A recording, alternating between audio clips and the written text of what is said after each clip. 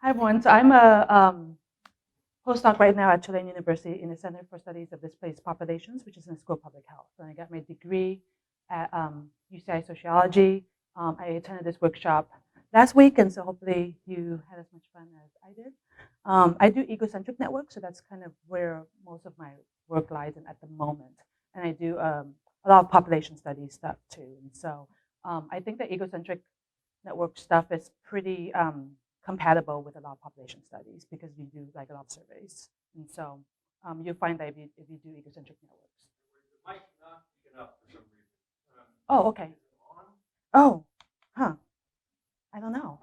I didn't check that out. Probably be it right there. Oh, okay. All right. Yeah, I guess it's. Oh, whoa, geez. It's weird when you can hear yourself like mic'd up, right? It's like that's how I sound. Oh, okay.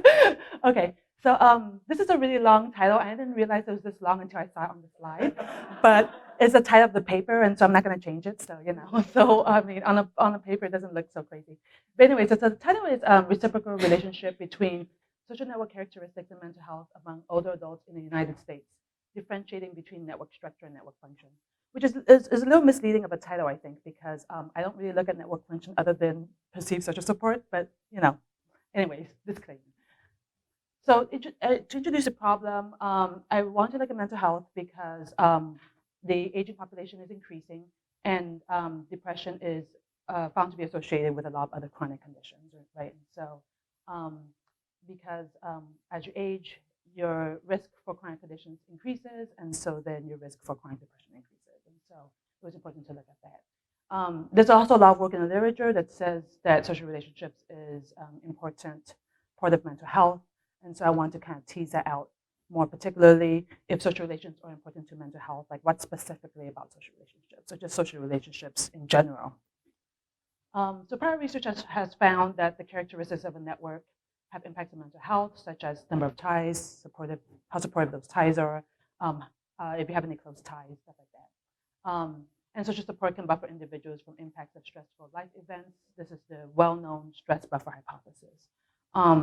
So I kind of want to look at reciprocal associations because I also want to look at how baseline mental health may make maintenance of individuals' network difficult. And so if networks are really positive for health, and you can derive these social support from your networks, but if you have poor mental health to begin with, then how can you maintain these networks that are supposedly so good for you, right? And so that's why I kind of I had two waves, and so I could look at I can flip them around and kind of look at baseline mental health impacting networks and also networks impacting mental health. So the literature that I'm situating myself in is this social relationships and health literature, with primarily rooting it in Brookman, Hauslandis, Emberson, and these are common names if you do this kind of research. And so social relationships can influence health through a variety of ways. I'm really just engaging with the social support part, and then there's also a whole nother battery of ways that that social relationships can prove beneficial for health. So the rationale for this study is that in the literature, there's a lot of attention paid to how changes in networks and support affect health, less so in how baseline health impacts changes. Even though although there's a lot more of that going on, just particularly in the past few years, I noticed there's been like an explosion of articles published that look at baseline health, and so that's no longer the case. I think it's less and less the case, but it's still more the case that baseline networks impacting health it seems to be the target. The findings in the literature are I found them to be fairly inconsistent. I think it's primarily because of different data sets, different ways of racializing networks. I think there's also not that many, at least from what I can see, there wasn't that many networks data sets used in population surveys. And so then you kind of just have to use what you got, right? And so then there's a lot of inconsistencies, I think, because of that. And a lot of the research in the literature I know conflates network structure with social support. And so oftentimes you see this if you look at these surveys, right? You have a battery of questions and they'll be labeled social networks, but they're really just social support questions. They're not really talking about specific things you can't calculate, like density or any of these specific things from there. And so I think it's important to kind of really differentiate between network structure and the functions of a network. So the research goes, I want to investigate this bidirectional association between personal network characteristics and health outcomes. And I use a variety of measures because I'm trying to see which specific egocentric measure matters. Like, is it the number of ties? Is it having close ties, regardless of the number of ties? Is it how often you talk to your ties? And so I kind of want to know, like, what specifically is driving any relationship that we see. And my focus is conceptually distinguishing network structure from social support. And one of the motivations for doing that as well is because social support is not an inherent part of social ties, right? So you might have ties, but they might not be supportive. And so social integration is one kind of component of health, but it's really kind of not enough just being socially integrated. And so the distinction needs to be made. Okay, so in public health, we love to use these boxes and arrows. And so because I'm in public health now, I'm also going to use these boxes and arrows that we love to use in public health. So this is pretty much just controls. So what I'm curious about is I'm curious whether network structure variables impact depressive symptoms, or does it impact social support, which then impacts depressive symptoms. So are there any main effects, or the effects more indirect? Vice versa, right? Like depressive symptoms, based on depressive symptoms, does it impact your network structure, or does it not impact your network structure? Does it impact your social support? And so that's kind of where I'm going with or how I'm thinking about the project. So the research questions I think are fairly basic. Does local network structure impact depressive symptoms? Does social support impact depressive symptoms? And the other way around, does depressive symptoms impact any of these things, network structure and social support? So the data I'm using is NSHAP, or I don't know if it's NSHAP or NSHAPE. I say NSHAP, but I've heard NSHAPE. So there's 3 waves. I use just 2 of the waves. I did want to use 3, but I didn't make it in time for this presentation, so I just used 2. So that's the nature of the beast, right, with academia. And so I use just the 2261 re-interviews. So these are the sample sizes for these surveys. So they're not large, but they're large enough. And these are the re-interviews. It's not 2, that's a typo. So it's 2,261. Let's see what these 2 people said. So the appropriate, I think that this data is appropriate because the 2 time points, so you can look at change over time. Now there's 3 waves, so there's actually 3 time points. So you can see, you can do other things that you can't do with 2. One of the things I kind of question about this data is whether that 5-year lag is too long. And so I don't know enough to know whether the answer to that question, but I wonder if 5 years is too long when we look at impacts of networks on health, or if that's a good thing. So just kind of keep that in mind if you use this data. The reason why I use this data is because of the detailed social network data in a health context. And so I was drawn to this data for that reason. I mean, any of you who use this will know that like the network data is not perfect, and there's some contestation on how network size is kind of calculated, but that's a whole nother conversation. But it is one of the, I think, richer data sets that includes like a lot of health data and a lot of and pretty good network data at the same time. So if you want to look at those together and also over time, it's a pretty good data set, I think. So I put a little bit more detail on the social network roster data specifically for this workshop, just in case any of you want to use this data set moving forward. And so I didn't use all of this stuff, but this is the stuff that's included in the social network roster. There's information on what the relationship is to each person, each alter, whether you live in the same, whether the alter lives in the same household, the gender, frequency of contact, closeness of the relationship, how frequently you talk to them. There's also questions on this, which, I mean, I wish I used more on. So there's questions of instrumental support, levels of demands that each alter made on the respondent. I actually just used the global perceived social support measure. But moving forward, this would probably be useful stuff to look at. So that's kind of like a disclaimer there as well. So with the measures for mental health, I use depressive symptoms, the 11-item CESD scale, which is a truncated version of a longer item, a longer CSD scale. I think there's usually 21 items. Network structure, I use network size. I calculate network size, number living with ego, proportion female, number of close ties, density, which is the ratio of active ties to total possible ties, is how I calculated that. And the frequency of contact with alters, I pretty much just sum across all the alters, is how I get that measure. All these measures are not pre-calculated, so you do have to calculate them. So if any of you find that you want to do this moving forward, you can just contact me, and I can tell you what I did. I don't know if it's correct, but I'll tell you what I did. I mean, there's no correct or incorrect, right? Because people bicker about how to measure things. So, okay, so social support, I use a perceived social support from family and friends, 4-item scale. So it's a short 4-item scale. There's actually 6 items. There's also questions about spouse, but because there is a lot of bereavement in this older population, I dropped the spouse part and just focused on the friends and family. So 4 questions. Do you feel you can open up to your family and friends? Do you feel you can rely on your family and friends? And so it's a global perceived social support. So you don't know support from any particular tie. Demographic control variables, I use bread and butter control variables at the moment, age indicator for female, white, college, cohabitation status, also an indicator. So research method, I used a lag-dependent variable regression approach where I have a dependent variable at time 2, all the independent variables are at time 1, including a lag for the dependent.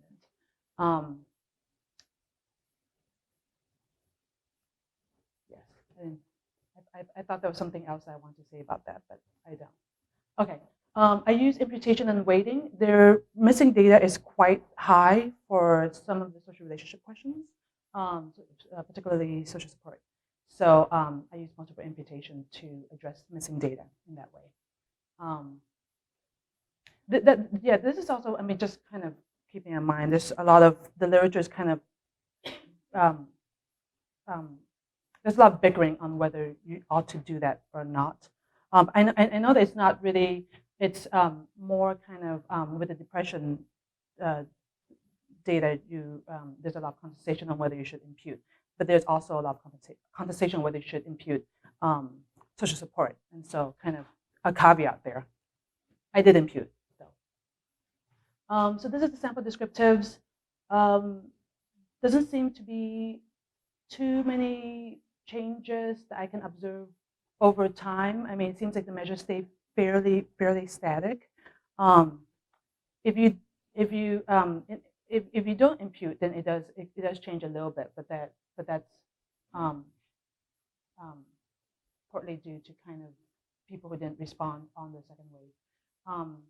The average age is about 52, and the average age is about 67, so it's mostly retirement age at this point, and is a primarily white also sample, and 25% college or higher. Cohabiting is 70%, so it's a little lower than expected because of high levels of spousal bereavement. I mean, that's spousal loss. Okay, so this is the kind of first kind of starting point that I looked at, looking at how network structure and support impacts depressive symptoms. I found that support is negatively associated with depressive symptoms 5 years from baseline, which is as expected. Density is positively associated with depressive symptoms 5 years from baseline. That was not what I expected. I expected density to be protective of mental health, and so finding that was not what I expected. And we can talk more about why that is. I think it's a quirk of this specific population, not a general thing. But if you have insight, please share that with me. Okay, this I'm looking at network structure and baseline health. I'm looking at later social support. Find that depression at baseline is negatively associated with social support 5 years from baseline. That again is not surprising to me. The two network variables that seem to impact social support is number of close ties and frequency of contact with alters, and they're positively associated, which is not also unexpected. And so these are just lags, so you can kind of ignore those, but I put them there just to show that they're lagged. Looking at network size and looking at baseline health and baseline support, I don't see any associations with baseline mental health and later social support. Perhaps this is why the literature focuses on why networks matter for health more than why health matters for networks, right? Although we do see, if you look at physical health, that's a whole other beast, right? With physical health, you do see kind of different relationships. But in terms of mental health, I didn't see baseline mental health impacting future networks.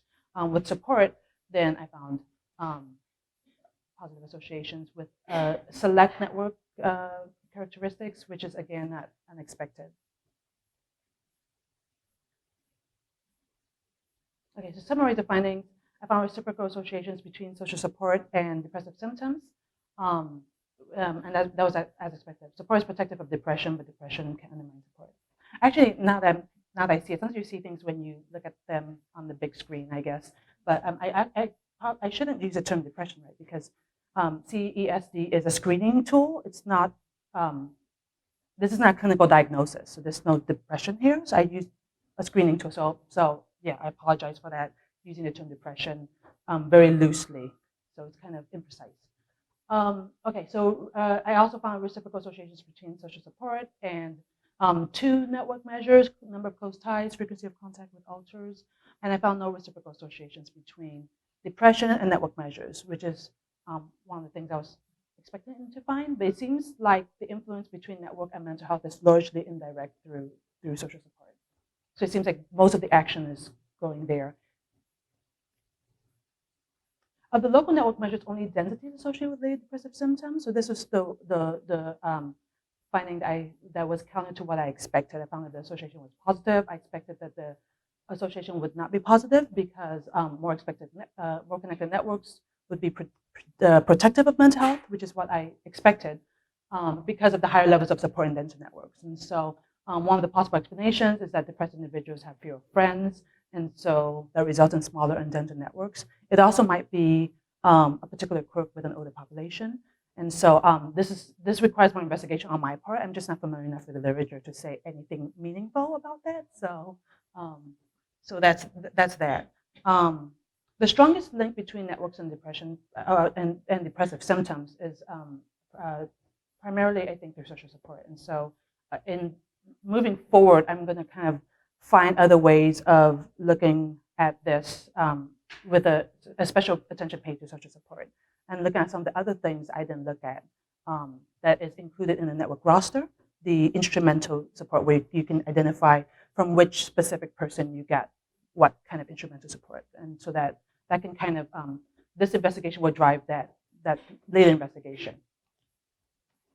References, obligatory references, and that's it. Thank you. Any questions?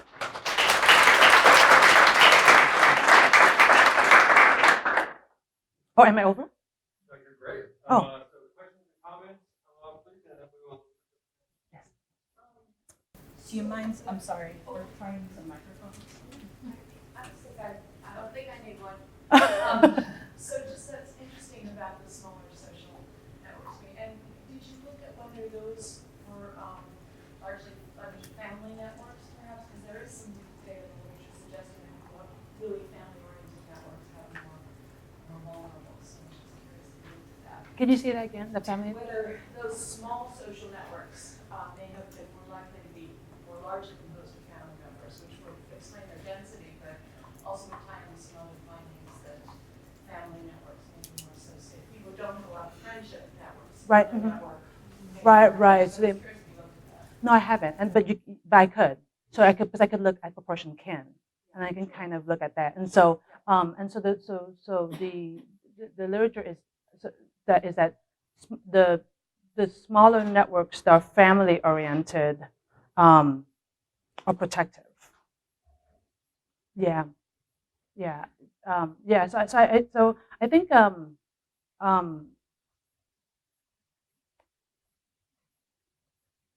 so even if the smaller networks, even then we would still expect a negative association, right? If like the networks are smaller. I guess I wasn't following like the. So you found that smaller networks were associated. Positively associated, yes. Yes, were associated with. Oh, I thought it was denser networks were associated with poorer. That's correct. The higher density is associated with poor mental health. That's correct. Yes, So, yeah. at least in the social, some of the social science research, people whose networks are more, have a higher percentage of kin. There's some data, maybe I'm wrong about that, that that's associated with some negative. Oh, is that right? Outcomes. Yeah. Oh, okay. Okay, yeah, Maybe yeah. it's old or something. Yeah, yeah. Yeah, no, yeah. But, so Yeah. I was just wondering whether that, but. Yeah, no, that's a good tip. I haven't investigated looking at that, so that's a good tip. I didn't realize that was kind of like the things, a common finding. Yeah, Yeah. and it may be a social, maybe some kind of social class. Yeah, right. Affiliated with power. Right, yeah.